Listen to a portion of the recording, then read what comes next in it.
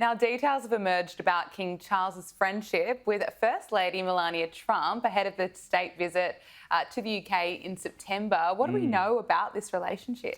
Yeah, well, this is quite a surprising friendship. Of course, First Lady Melania Trump, she first met King Charles over 20 years ago when he was Prince of Wales, when he visited New York.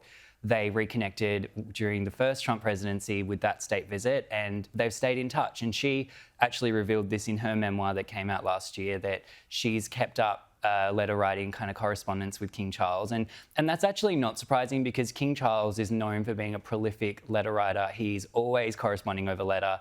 He even keeps in touch with Meghan Markle via letter, supposedly. Wow. So he's very much a letter writer, and I think they just sort of have this quiet friendship. And I love that kind of stuff. I love hearing about these sort of people having a private life and having these sort of friendships that aren't in the press, that are just sort of something between them. And I'm very curious to sort of see what it'll be like when they're back together in September. Yeah, it'll be interesting to see, won't it? Now, Prince William and Princess Catherine are reportedly planning to leave their home, Adelaide Cottage, and already have a new home picked out. Do you know why they're set to leave their Windsor home park?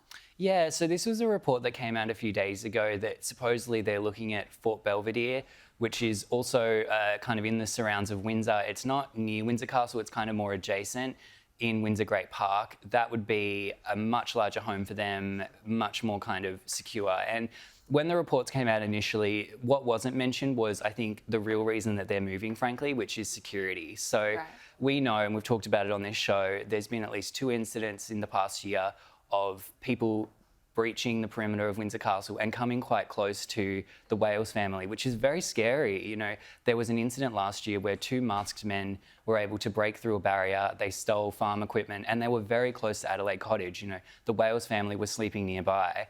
Very kind of terrifying for them. And I think that ever since that incident, you know, there's been kind of question marks over, well, what is the sort of security here? I mean, this is the future king of, you know, of England, and he's sort of a sitting duck in a sense. So I'm not surprised to hear that they're looking at Fort Belvedere. Of course, it is a huge property. The royal family have actually leased it out for the last 30 years to a Canadian billionaire. He recently passed away. His widow has now left the property, so it's vacant. But I do think that the real reason here is security.